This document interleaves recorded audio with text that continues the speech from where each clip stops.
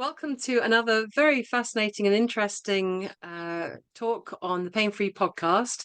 Today we have Poppy Altmann, and she'll be talking about family constellations. Now, you may know all about it, but I didn't know about it. I thought it was about stars and constellations. I'm actually on a course at the moment for constellations and astrology, and Poppy was like, "No, it's not that."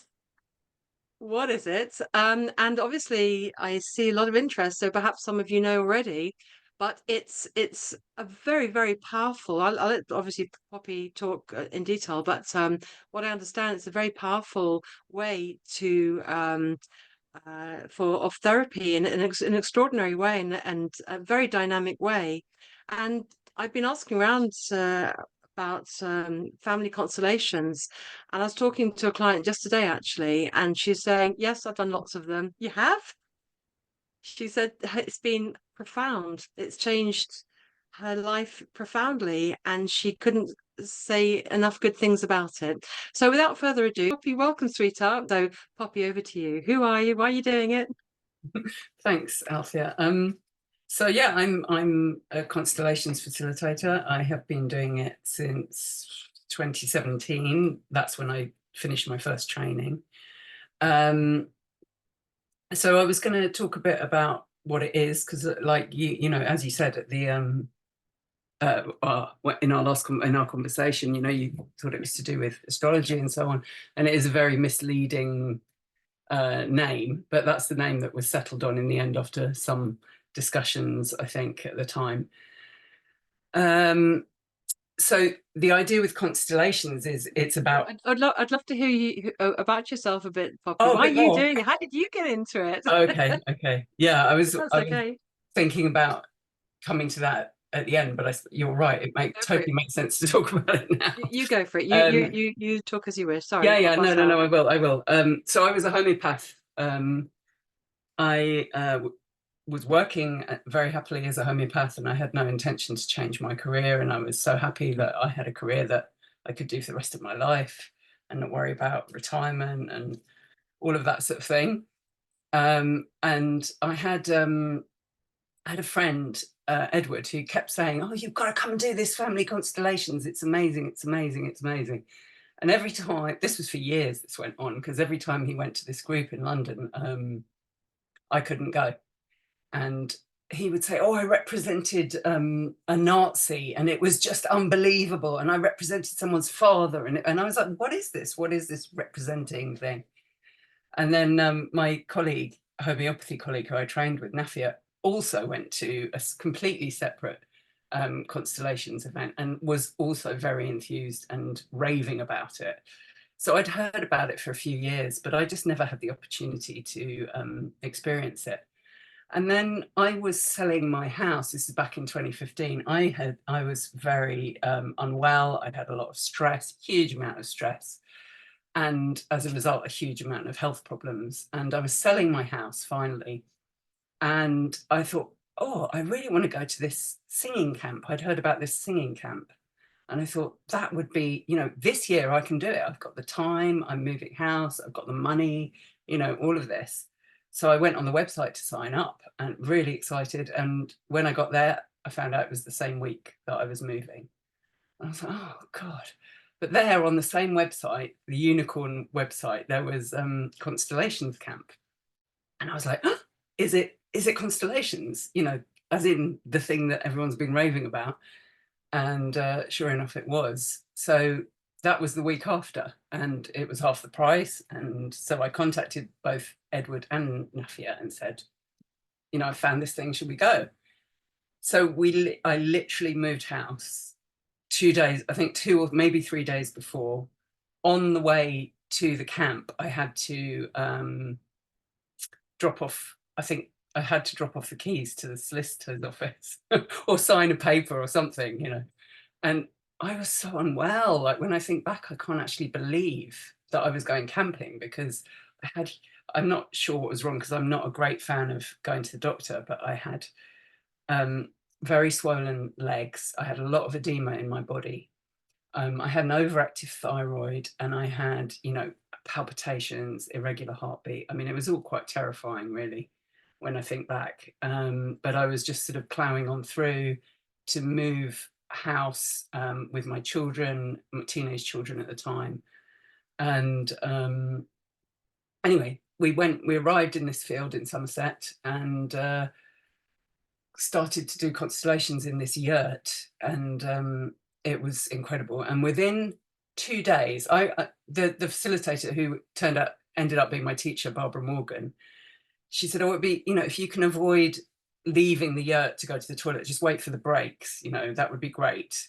And I was like, I just needed to be. I just had to keep running out like every 10 minutes or every constellation. I ran out and peed and came back. And within 2 days, all the edema had gone.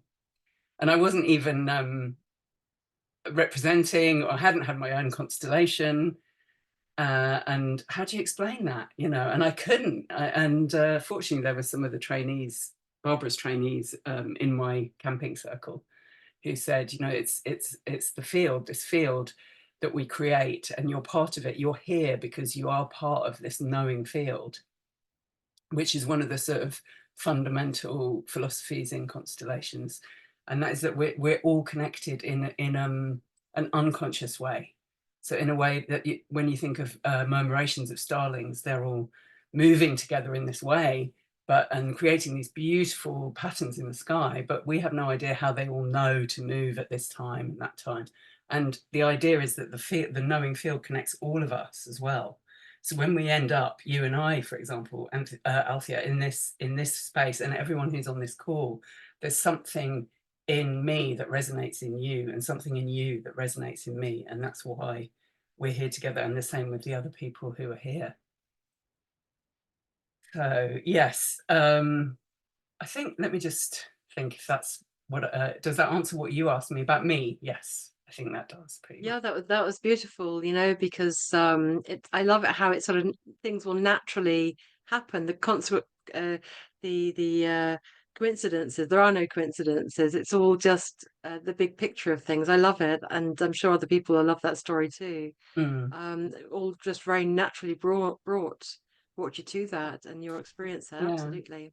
And what really affected me on that camp, I remember the first constellation I was in, and I was just in the holding circle watching this constellation unfold, and my body was just, I couldn't control what was happening. Like at one minute I was laughing hysterically, and the next minute I was weeping, and I was moving my body and just sort of going into like a fetal position and stretching out, and I had no idea what was going on. And I spoke to some of the people in my circle afterwards, and they said, yeah, it's just that you are quite sensitive, so you're picking up on things that are happening in the field. And this was a big challenge for me as I learned to become a facilitator. But it's also a great gift, to have sensitivity when you are a healer, or when you're working in the world of healing. And so so then I went and trained with Barbara. The training started 3 weeks later, and Nafia said, "Should we train?" I went, "I suppose so." And I carried on. I did that. That was 1.5 years, and then I started facilitating. But then I went back to Barbara's training as an apprentice trainer, and I did that twice, and then I became her assistant, and I'm now her training assistant for the second time. So I'm still on her training 9 years later, but I got a lot to learn from her. So it's a gift. It's obviously meant for you. And can you explain, what would somebody, why would somebody come to you? Why would somebody set drawn to it like you? Yeah. Like we all are on this call. Yeah. Why, how does it what would people come, what sort Yeah. of problems would people come with? Yeah. So it's any problem, as is the way with any holistic modality, of course. For me personally, I had all these health problems, but also something I had always known was that I was somehow burdened by my father's experiences during the war. And he was a Hungarian Jew growing up in wartime. So he was a Holocaust survivor. He didn't end up in a camp, thank God, but he was in hiding for the duration of the occupation of Hungary. And I felt this weight from it. And I could not explain it, but I knew that it was in me.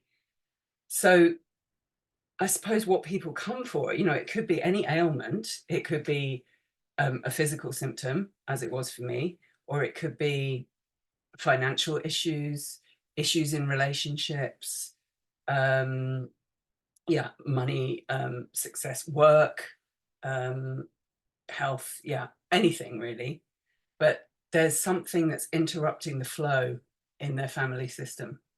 So it's not, the idea with constellations is you're not just one person. You come with your whole family system in the same way that the starlings are there with their whole system of starlings. You come with your family system and you can't be separated from it because your parents are in you.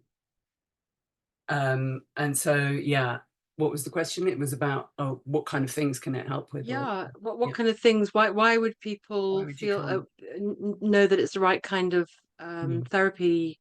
It's therapy, isn't it? Right Yeah, kind of therapy for yeah, them. yeah. So How would they often a lot of know? people do feel that weight of their ancestral trauma, and trauma sort of puts blocks in the flow of health or life, essentially. And so you can use constellations in a way to like move these boulders that are in this river of life and love that's flowing down to you from your ancestors. Um, and Because you we're all can, affected, aren't we? We're yeah, affected by our family, by how we grew up, the places, the circumstances. It might be by no fault of your own, like was it you say absolutely. your father, your grandfather, My father, yeah, your father, and we naturally, we give off the vibes of how we feel and how we think. yeah. And also, we We're carry, lots of us carry trauma in our bodies, and we have symptoms, but we don't really know why we're doing that. and and where it's coming from. It could be something that's completely apparently unrelated to us. So I remember setting up my first constellation with Barbara that on that very camp, and it was all representatives for Jews and representatives for Nazis and representatives for Hungary and all of these things. And I just remember saying, this is nothing to do with me. This is nothing to do with me. I kept saying it. And I mean, clearly it was, but when you're a survivor, like my father was, you don't dwell on the terrible things that have happened to you, because how will you? How will you survive? If you do that, you would just fall apart. So your survivor comes as this strong protector to carry you through life. But when you're in a protected place and you're being a strong survivor, you can miss out on all these other wonderful aspects of life that open you up. And ideally we all want to get to our healthy adult where we're functioning in the world at the what did Hahnemann say, the guy who created homeopathy, is it the highest purposes of our existence. You want to function for the highest purposes of your existence. It's not just about surviving, it's about thriving.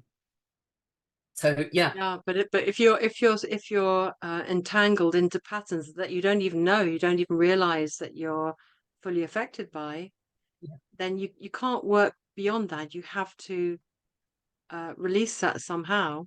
yeah. Family constellations for one way, because we're stuck in these patterns. You can't That's yeah. willpower yourself out of it or anything, even And if you that's the maybe great don't thing even with, know. yeah, with a constellation, you can find out what's holding you back. It may not be that your father was a Holocaust survivor. It may be that your grandfather on the other side was, had his two comrades blown up beside him in the trenches. It could, that's, which is what happened with me. But it's like you don't know what it is, but the constellations can actually bring this to light. So you set up representatives for these aspects or traumas that have happened in your family system. And what that means is, so the client comes and sits next to me and they talk a bit about what their issue is. And usually it's that they've got an issue or they've got a longing. I really want to get to their longing, because we've all got issues. But what is it you really want? What is it that would really change your life? And in the end, most of us want the same thing. We want home, we want security, we want love, we want enough money, that kind of thing. And something is stopping that. So yeah, take a breath. So they Take a breath. And yeah, how, so you're setting it up. So the client comes to you, and how do you set it up? What does yeah, it look like? The client come to you, yeah, and what would they come yeah. to? What would they come to? They're doing, yeah. So what I'm going to do is ask them questions about get to their longing. So they've got their longing in their heart, because whatever is in your heart will be reflected in the constellation. So, it's, for me, I find it really helpful to tap into the longing, because then that will show. And then I'll ask them a little bit about sort of events in their family history. It's not in the way that therapy, like psychotherapy is. It's not about the stories. And obviously, some of these events will be stories because they're passed down. But it's not about your idea of these stories. It's about the facts as much as possible. So you get the facts as much as possible. My grandfather, lived here, and he had 2 brothers, and maybe one of them died or something like that. You get these facts, and then I'm sort of tracking those what the client's saying to see what comes out as important. And then I can explain in a minute what kind of things are important. But when I've sort of got to that nub of what is important, I'll ask them to set up, let's say, their family. So, for example, I'll say, could you choose a representative for your mother? And they'll look around the group. So we'll be in a group, and there's a circle of people, and they'll look around, and they'll just sort of tune into their body, because your mother is in your body, and tuning into your body also brings you to a deeper truth that's outside of what you think, and outside of the story in your head. So you come down into your body, drop down, look around the room, and choose someone. It doesn't really matter who, just choose someone to represent your mother. And then you'll ask, would you represent my mother? And they'll either say yes or no. And if they say yes, then you will go over to them as the client, and you will touch their shoulders and position them in the circle somewhere. And it's not a thought process. Again, it's just an embodied movement.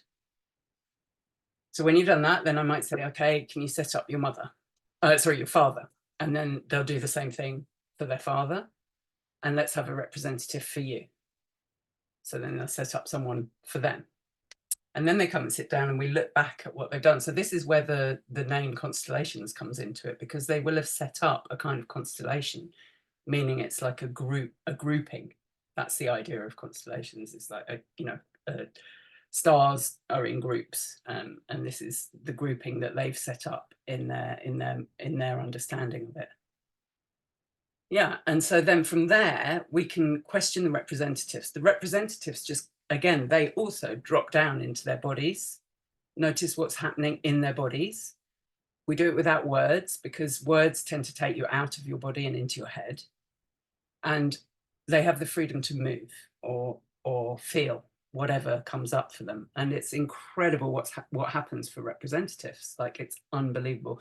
I represented someone's mother. I represented someone's mother. And the minute I went into representation, I got this terrible headache, and I'd been absolutely fine. But I had this awful headache. And so when the facilitator then came up to me and said, what's going on for you? I said, I've just got this terrible pain in my head. I don't know what's going on. It's really, really awful. And the client said, oh yeah, my mother had a brain hemorrhage. Yeah, I had no idea that her mother had a brain hemorrhage. So I was just picking this up in some way. And just to reassure you, when the constellation ended, I had no more symptoms of headache. It went as soon as I came out of representation.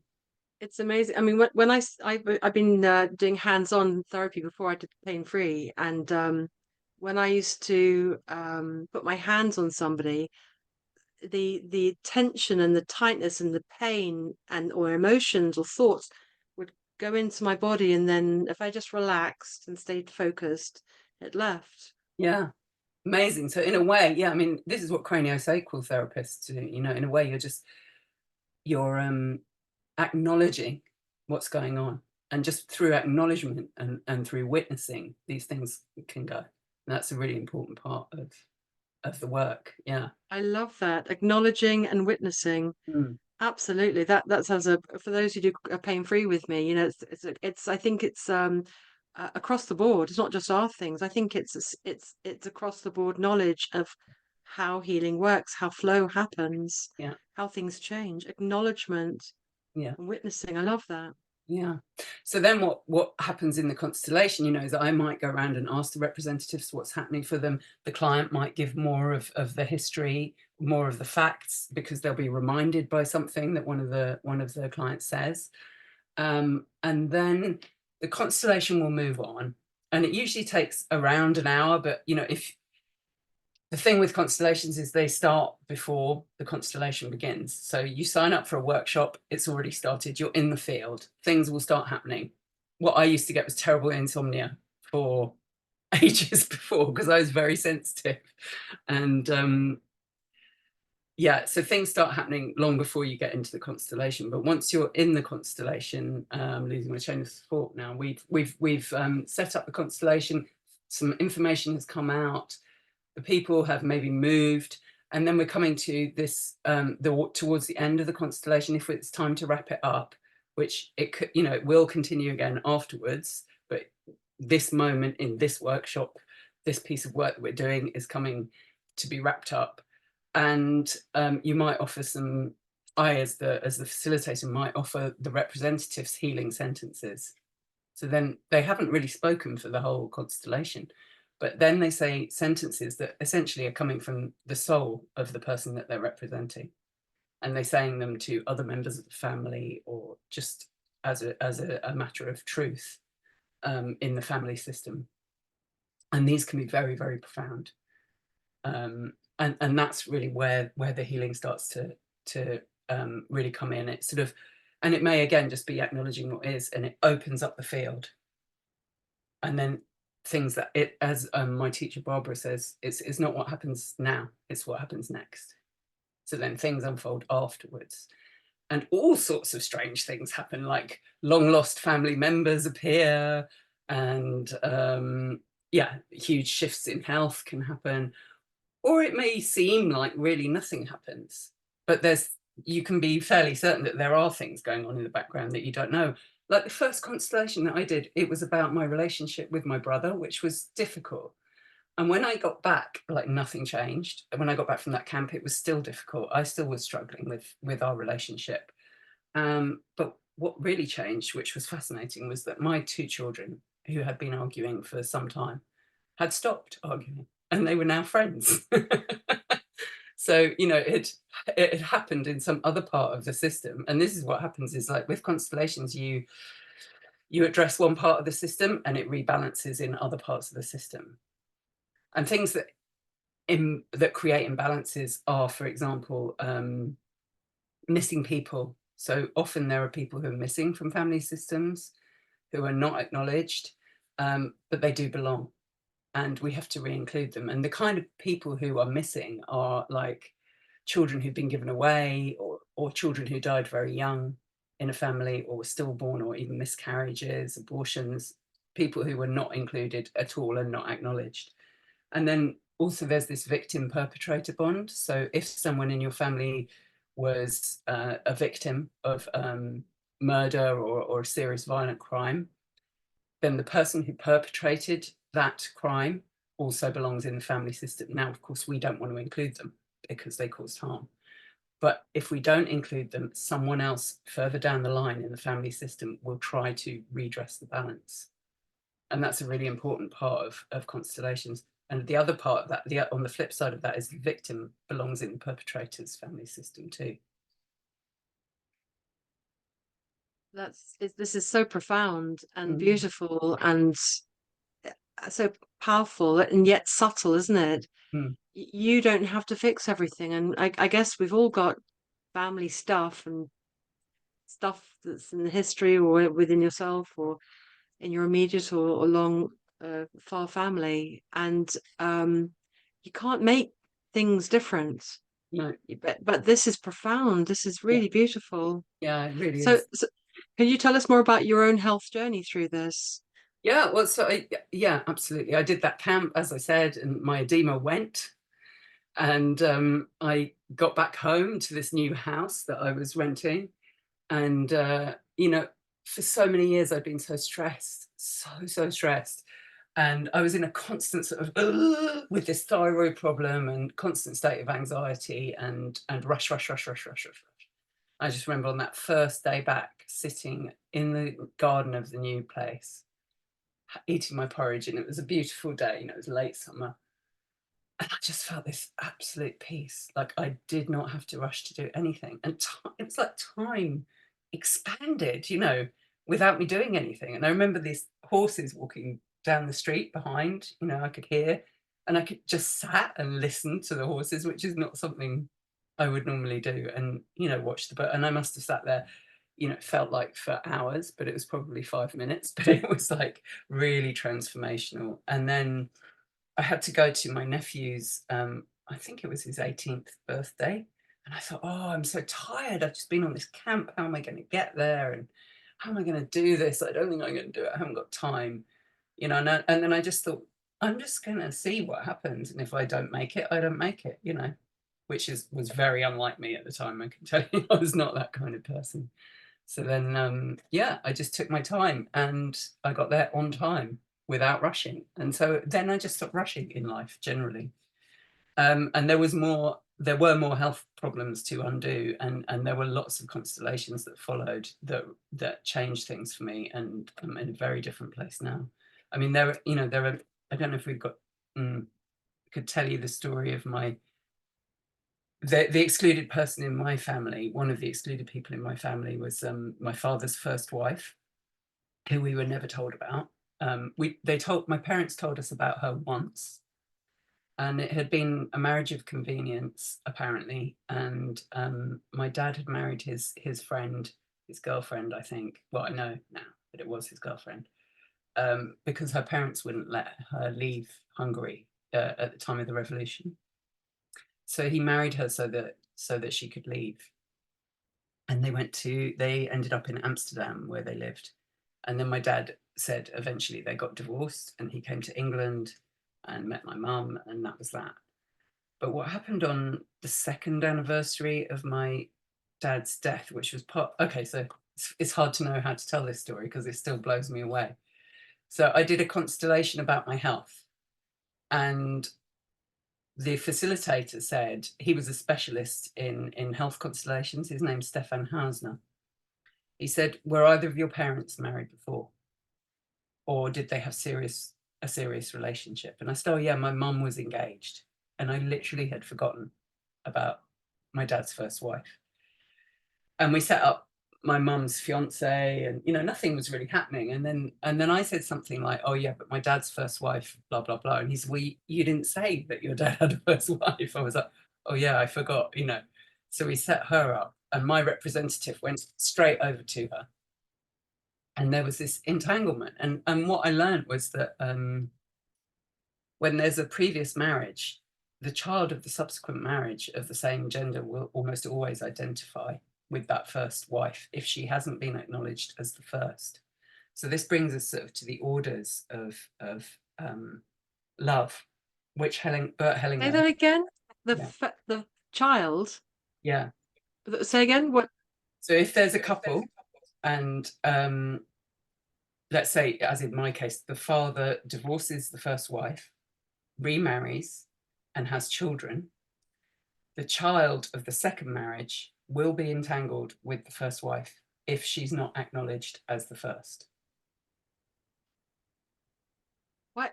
So it's through the senses, through the genes, through the Yes, whatever. it's through the epigenetics, it's through the soul, it's through the family system that is trying to rebalance. Someone's Isn't it been all about? That's extraordinary, isn't it? Because I teach it's all about connection. Connection is the key. Mm. Connection's the key to health and wealth and whatever.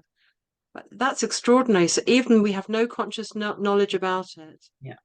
I mean, constellations is really dealing with the Wow. unconscious. It's not dealing with conscious stuff. Really extraordinary. Yeah. Yeah. Wow. And can you tell us some stories about what sort of things you've seen and experienced, or either yourself or things that come to mind where people have gone through things? I mean, you said lots of things already, which is amazing. Does anybody have any questions? Do you want to ask Poppy things? Is there anything you'd like to ask? Sorry, Pop, I'm interrupting you. No, it's Are fine. you It's in good. flow? Perfect. It's a lot to take in, so it's good to be stopped because I know it, and it just sort of comes, and then people go, "Whoa, hold on, my mind's been blown." I know. It's like, what did she say? But this is extraordinary, isn't it? Because I mean, I don't know how everyone feels about their lives and their family, but I mean, so many things goes on, isn't it? And I find, the things that I don't like about my family, I feel like I'm trying to move away from them or be different or don't go down those paths or whatever. But you can't get away from your family and your life, No, your because your parents soul. are in you, no matter what you think about them and no matter how they were, and even if they gave you up when you were born and you were adopted, they still gave you life. And, Helena said that basically, the key to health is acknowledging or accepting your parents as the givers of life, that life comes to you through them and you don't have life without them. Absolutely. Yeah. Absolutely. And I remember doing a shiatsu treatment, which is like a hands-on kind of massage thing with somebody. And I felt the ancestral link. And this young man, he was 20 somethings, he wasn't he was deleting a bit like I was, or like lots of people do, I suppose, of he was going out there in the world, being a tough young thing. And when I put my hands on him, he had tried to sever the links. I mean, I wasn't conscious of anything. It's just, I go through feeling and follow and senses when I work with people. And I felt all these line of people come in, and there's no pressure, there's no demand on you, there's no um, got to live life like this or like that, or you've got to listen to us. There's none of that. It's all something at this. That's human behavior and psychology. But I felt all this sort of line of continuously back, lining up and reattaching to him, and Amazing. his body relaxed, Yeah. and I was thinking, wow. And then That he is a said to me, constellation. Yeah. look at that. Yeah. We need our links, our ancestors, our connections. Whether you get on with people you don't get on, or something terrible's happened in your life, or Yeah. with your family, or we still need that connection. It seems to be a Absolutely. fundamental part of life. It totally is. And what we push away, comes back and it will cause Mm. problems. So, the more we push Mm. our parents away, Oh, and we don't go and have have a to like constellation, them, everybody, quick! we don't have to like them or think that they're nice or that they did it right, because let's face it, so many parents don't. And there's violence and abuse and all the rest of it. But despite all of that, they still, you wouldn't be here if it wasn't for them. Yeah. That's right. So there was a Lee's asking question. Lee's asking a question. Do you want to go ahead? Uh, oh, Please give an example of what you mean about the child of the next wife. yeah. So to carry on with that story, with my father's first wife, but just generally with, if there's a first wife and then she's not acknowledged in the new family, it's a disruption of the orders. So Bert Hellinger, who created Family Constellations, said that there are orders of love. And the first one, which we've kind of touched on a bit, is that everyone belongs. So, victims, perpetrators, children who are given away, all of that. But another part of that is that there's an order in terms of a hierarchy, in terms of time. So the first wife, even if it was not a marriage that was as long as the second marriage, even if there were no children, they were the first and they have to be acknowledged as the first. And if they're not acknowledged as the first, this second relationship will not flourish. And again, it's not about liking them or thinking that they're nice or, calling them up and inviting them around for tea. It's in the constellation, acknowledging them as the first. You were the first, I'm the second, for example. That would be the sentence from the second wife. You're the first, I'm the second. I honor you as the first. So it's just acknowledging that you're the second, which is so hard for some people. It's unbelievable how difficult that is. But it's not about any kind of judgment. I mean, constellations work really is outside of judgment. It's just, this is the order. She came first, you came second. And it's the same in a family, like with children. This is the first child, this is the second child, and often those orders get disrupted because maybe a child died or was given away. And then, we need to acknowledge that child in the family system as well. Yeah. Is there another Does that question? answer it for you, Lee? Did you want to um, come on and speak, or is that answer it for you? No, it does answer it for me. It's really Cool. interesting. I put another question in, but somebody else might have one. Ask away. Please, everybody, ask your questions. Do you want to go ahead, Lee, and just Yeah, speak? probably. I'm just asking about what about when you get patterns in families? So, for example, I lost a child, and I've looked back ancestrally, and there seems to be like we've lost children going back. It seems to be like a pattern. Yeah, that's so painful. Yeah. Mm. Yes, and it is, that it's usually if a child is lost or dies very young, they're leaving the system, they're following someone who went before. So with a constellation, you can go back through the generations to find, who was the first child that left and why, and then address that with healing sentences and re-including them and telling them they belong, because somewhere along the line there may have been a child who died who was not acknowledged and not given their place as, let's say, the first child or the second child. So we reinstate the orders by bringing them back in a constellation, and then that stops this pattern from going on and on and on. And it may be that we have to re-include those children all the way down the line. We have to set up all the way back, who knows how many generations, and include that child and include that child and include that child all the way down to yours. But you can always, you start with yours as well, is a great place to start, because of course nowadays we're much more likely to acknowledge the death of a child, and it's a massive thing. But historically it was not acknowledged, and it was never seen for the depth of the pain and the grief that it caused. And so it's like, by really doing that work ourselves, we re-include the child in a deeper way. And it maybe, even though, in this day and age, we're not as excluding of children who die, in society as a whole, it's like, okay, well, that happened and move on.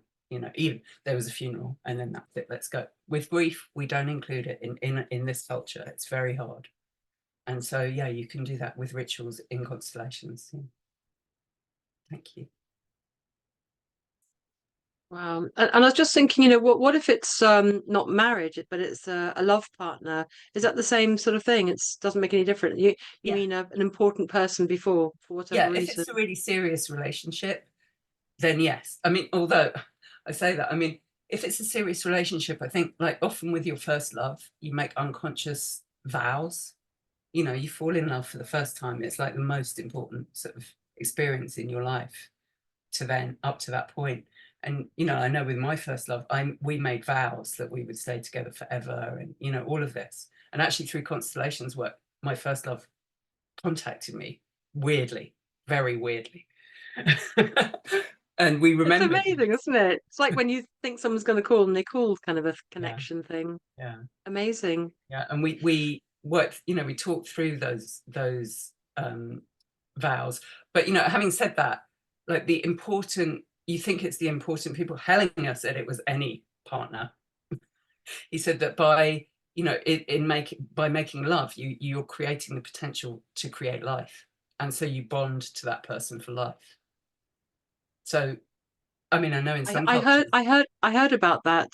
That some people I know were virgins when they met and they stayed for life, but that's not the typical thing in the West.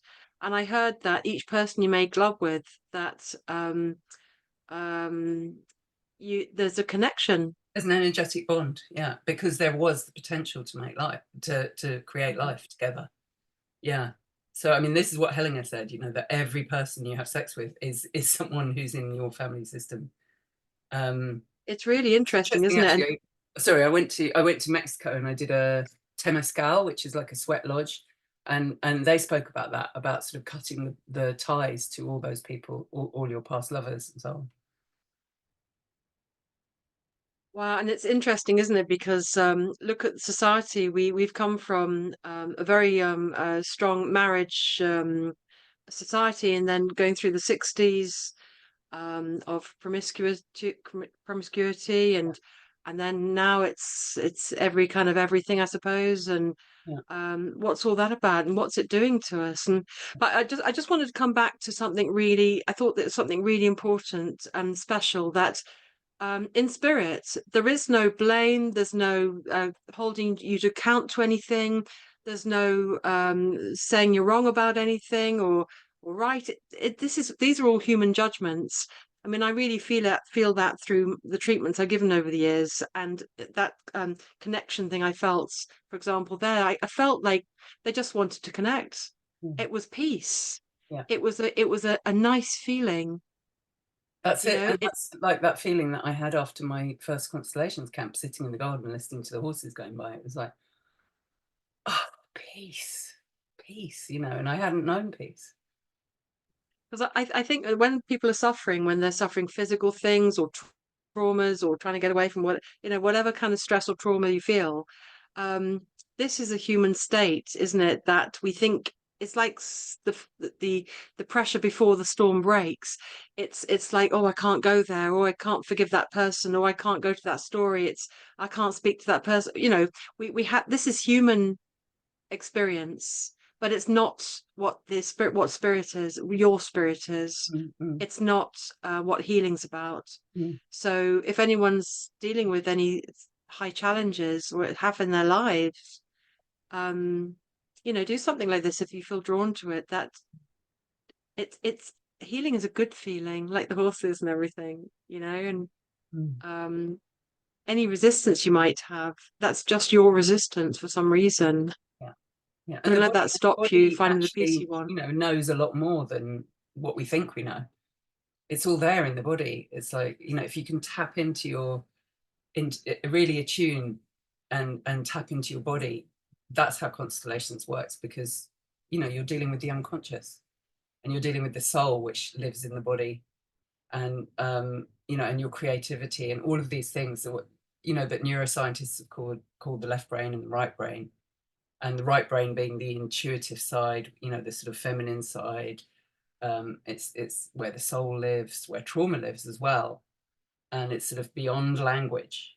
And then the left brain is much more sort of practical, and like we were talking about, accountants and things like that, and also speaking, which is why I do the work in silence generally, where the sentences are spoken, but they're coming from a deeply creative source. I don't know really where they come from, but they come and they're given out by me. Something beyond us and something for us and to guide us. There's some questions coming in. If you want to answer some of those questions, Poppy. Wendy saying about John Bennett. Can you see the questions okay? Should I read them out? Yeah, I can see them. Yeah, read them out, because I get overwhelmed by text and video. No worries, no worries, no worries. So Wendy says, John Bennett said that when you have sex with someone, you exchange a bit of your essence. Okay, interesting. I don't know John Bennett, but yeah, I mean, this is what Hellinger said, that is the energetic exchange. So I mean, I guess that's a similar thing. You're creating a moment that could create life, that could pass on life, has that potential. Absolutely, and it's a connection. It's not just physical. It's emotional. It's thought. Isn't that? It's in that moment of connection with another body. That body is not just a body. It's the whole person comes with a whole life, like you do. Yeah. And it's so profound. And Martina's saying, I wonder whether nowadays all the issues with identity can be results issues with your family system. What it can be a result of identity. What do you think about that? Yeah, I mean, are you talking in terms of like gender identity and race? Martina, do you want to come along and have a chat? Do you want to unmute? I'm just trying to find your name there. Martina, do you want to unmute? She says yes. Oh, she says yes. Here we go. Yep. Do you want to unmute? Hello, hello, hello. Okay. Can you hear me? Yeah. They're just watching Olympics, and that's Britain is gonna win. So Ooh. yeah, I was here. It's a gender identity. because all this issue, I know that, like you don't know who you are and who you belong to. You don't know whether, I just wonder whether that might be a result of some issues in a family system, or Yeah. it's just different kind of Yeah, experience. it It definitely, just I would crossed my say, mind. yeah, I would say it definitely is. Helena would say it definitely is. And, it can again be to do with someone of, in subsequent generations, trying to rebalance the system from someone in a previous generation whose identity was, maybe someone was excluded, for example, in a previous generation. You have to set it up in the constellation to see, and if someone really comes, I don't really deal with it very much, I have to say, but if someone comes with a gender identity issue, then I would set it up in the constellation and see where we go with it. But I would think that it's definitely a new field. Like there aren't a lot of constellators that I know who there's a resistance to dealing with it. I think because of the issues around political correctness and the sort of what's the word, the polarities that come up, which is ironic because it's it's about going beyond the binary, but it's part of the field, is that it brings up all this conflict, so people are sort of resistant to looking at it. But for my part, I would just set it up and see what we find out, and not just go with a completely open mind about it. Yeah. Does that Thank you. answer your question? Yes, it just kind of suddenly popped in my head because I can see what's happening around. And Yeah, it's it's just, I such a big wonder thing why now. it is so much. It's such a big thing. And I don't know, or is it because it's just suddenly it's been up attention with propaganda, everything, or it's just, and it is a result of something else, whether, and what it could be in the past that could have happened that we come to the point that. Absolutely. And I think, as we always do, and from coming to my workshops, if you go back, there's always like a big systemic trauma, for example, war. And, in the war, a lot of men went to war and died. And, millions of men died. And millions of women were left at home to take on the traditionally male role of protecting the household, the children, doing the work, bringing in, managing finances, managing the home, everything, and we're living the legacy of that trauma, and how we're still adjusting to the changes that came about as a result of the war, and the trauma that then the men came back with, and the women had too. I think we see this a bit with like the lockdowns around COVID and stuff. Everyone suffered on some level, and some people were traumatized by it. A lot of people were traumatized by it. And it's still unacknowledged trauma that, and again, with the war, it's like, oh, his best friend died in the war, or his brother died in the war. And people just say it like it's something that's been repeated and repeated and repeated.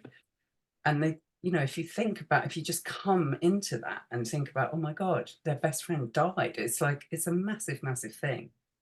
But it's, we learn to deal with things in this very kind of superficial survival way, in fact. Yeah, I understand that because even like the wars happening around, and we just can't come to that, what kind of immune to just like ignoring it, like, oh, it's just another bomb, but it is a massive thing. And yeah, we just kind of close ourselves from it, not to suffer. Yeah. Thank you so much. Thank you. Thanks for your question. Thank you. We've got Yelena. Do you want to come on, Yelena? How do you know what to say as healing sentences? Find your name here. Hi. Let me just Yelena. I can't hear you, Yelena. You're mute. To click on mute. That's it. Okay, finally. Okay, hello. Yeah, just wanted to say or to ask, so you are staying all the time sort of like heart-centered, and how does that work? And maybe how do you get into the heart-centered mode? Is there anything specific in order to sort of, create that field? Because of course you are a part of the field, but nevertheless, so how those sentences come to you in the right time? Yeah, absolutely. Great question. So it's about taking a breath and slowing right down, and just really knowing when you're in your head, like what we've been discussing in this talk has been quite heady, It's not that, you know, that's why my train of thought sometimes just disappears, because it's not really the world that I'm used to being in. So I might just say to you and to the representatives and to the whole group and to the client and for my own benefits, well, let's just close our eyes and take a breath, like lower down in our body, lower than the heart, because we spend so much time up here.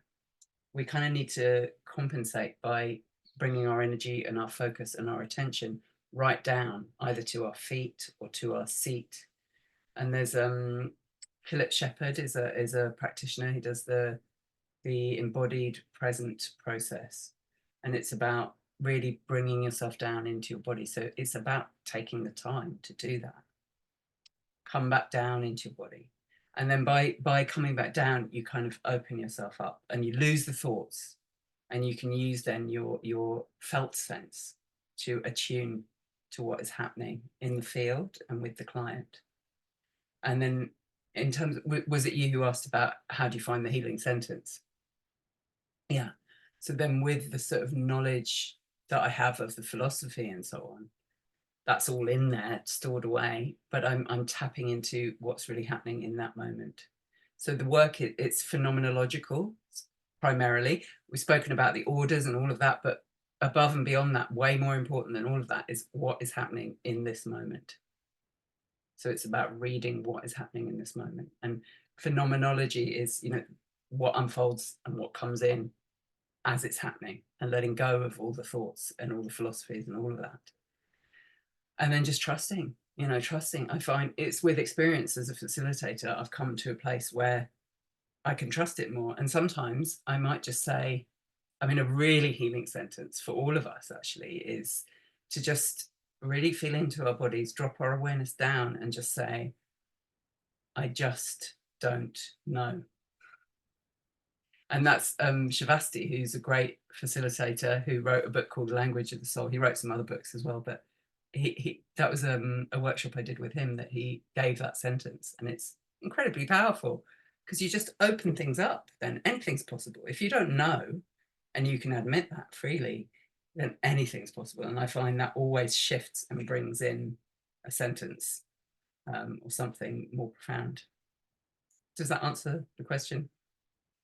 It's extraordinary, really beautiful. And Whole Earth is asking, am I right in thinking that you don't have to go back and relive old trauma, like verbalize it?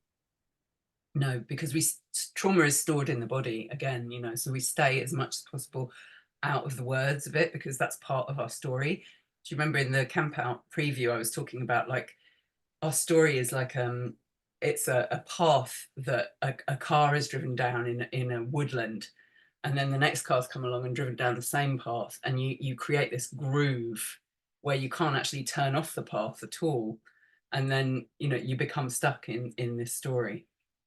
And now I've lost my train of thought again. What were we saying? Oh, you don't have to go back to relive the whole, because that's your story. So you don't need to verbalize. You don't need to keep going back there. No, your body will show.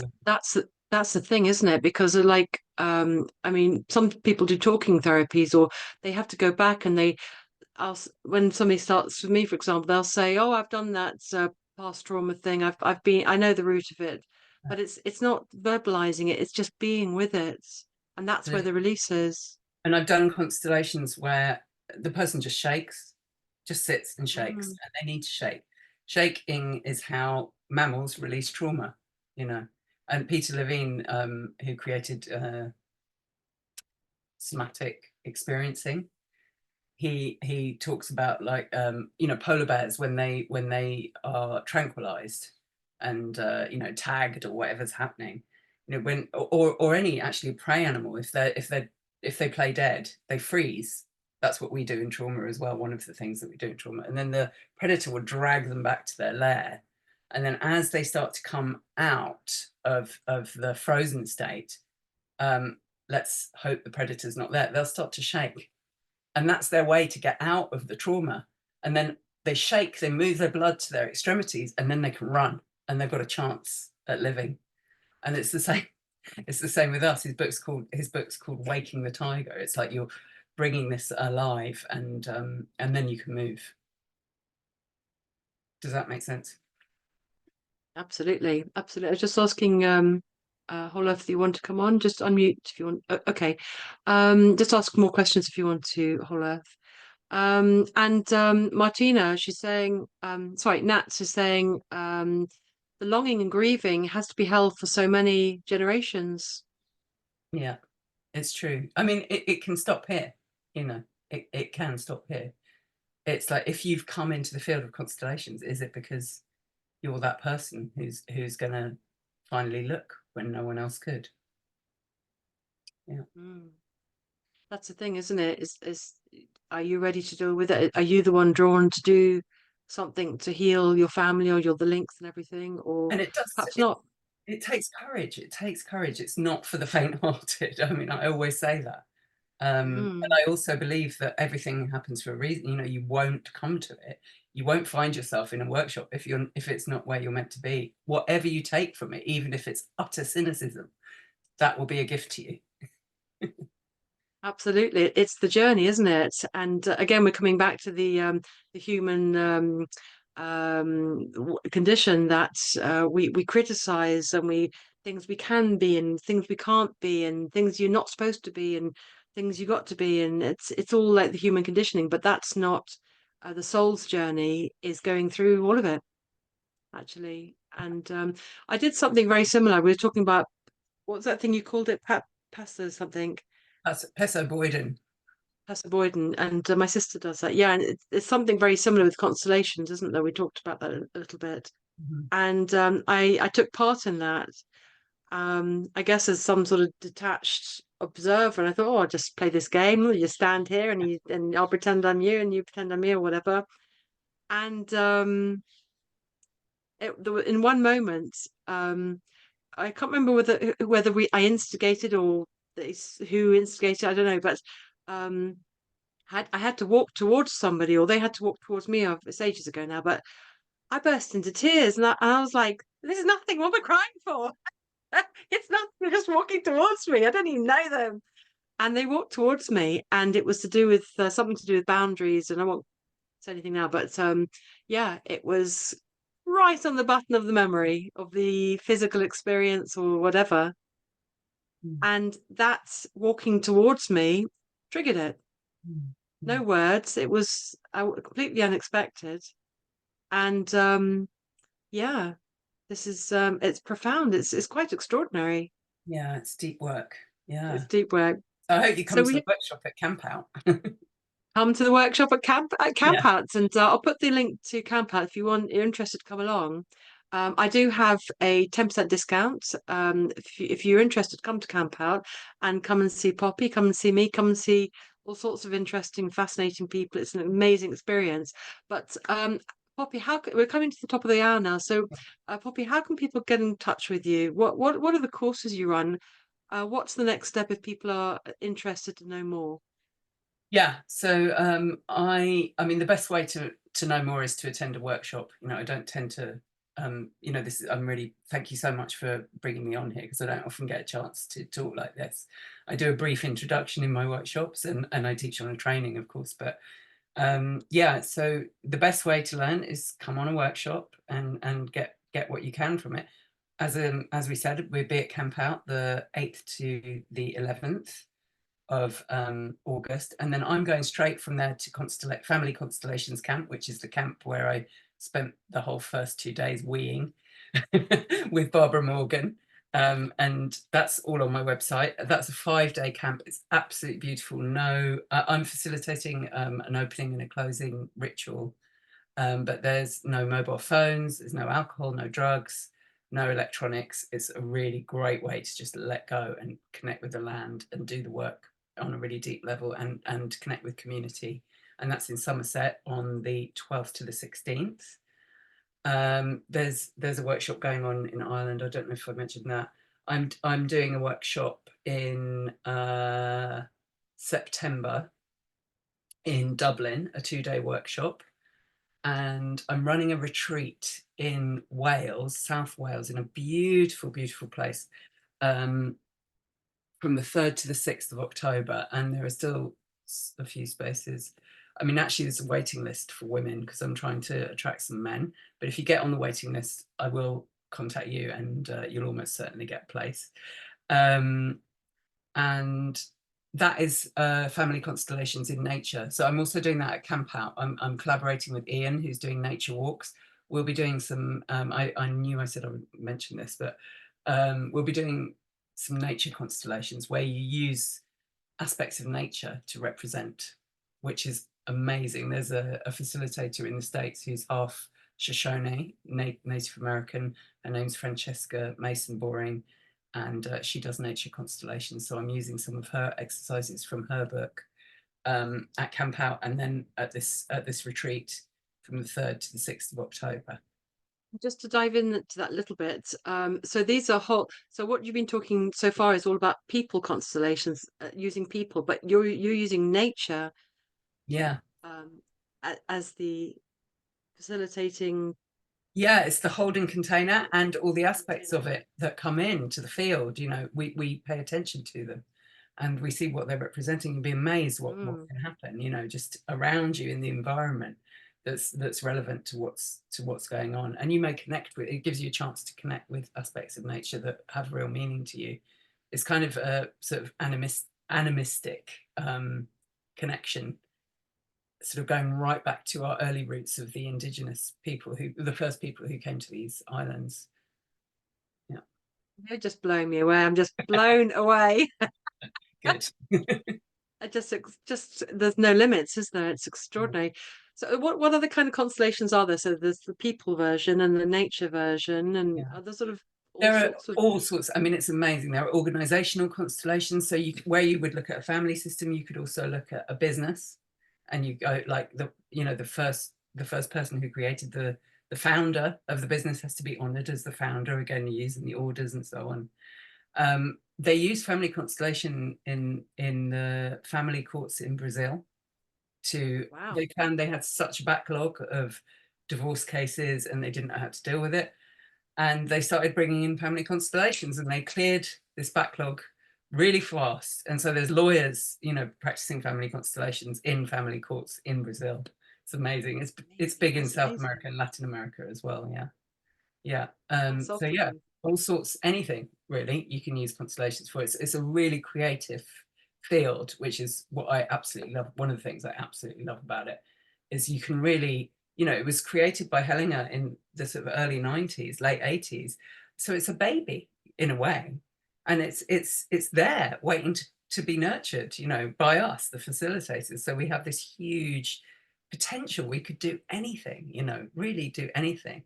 I think it's really profound, and also you know, not only when you heal yourself and your family, it goes out to the cosmos. It goes to your neighbors, to people that you meet. Your vibe is different, so you give it all off, and it's continuous. Yeah, and I'm sort of aware we haven't really even spoken about bigger systems like colonialism and the nation and so on, all of which are a very important part of constellations. But you have to come and experience it. Amazing. Do get in touch with Poppy, because I mean I'm blown away, and I think it's extraordinary. And I hope you've enjoyed this talk too, and got some golden nuggets from it. Do get in touch with her. And Poppy, you're going to give me all these things that you've mentioned, that the different courses and the places you're going to be. I know you've given to me some links already, so I'll be sending all the links that Poppy's given me, and if you want to add any more to me, Poppy, please do. Yeah. And I'll be sending that out, as well as this recording, and also the link to the discount for Camp Out. So world's your oyster, a constellation of information. Wonderful. Yeah. Thank you so much, Althea. It's been really great. It's been really nice. Welcome. I just felt a really fantastic connection with you. I thought you have to have you on. It was all very quick, wasn't it? Just a couple of days ago. Yeah, it was. Yeah. And clearly people are interested to come along, and do get in touch. Thank you so much, Poppy, for sharing your wisdom and your amazing stories and teachings, knowledge. And thank you everybody for joining us on the next talk at the PainFree Podcast. There are loads more. You'll get the link to look at the other talks if you wish, and there's also one coming up next week, which you'll hear about that one too. So Poppy, for now, thank you so much. Family Constellations, amazing. Do get in touch with Poppy. Thank you so much for everybody for joining. Thank you. You're welcome. Bye for now, everyone. Bye. Bye.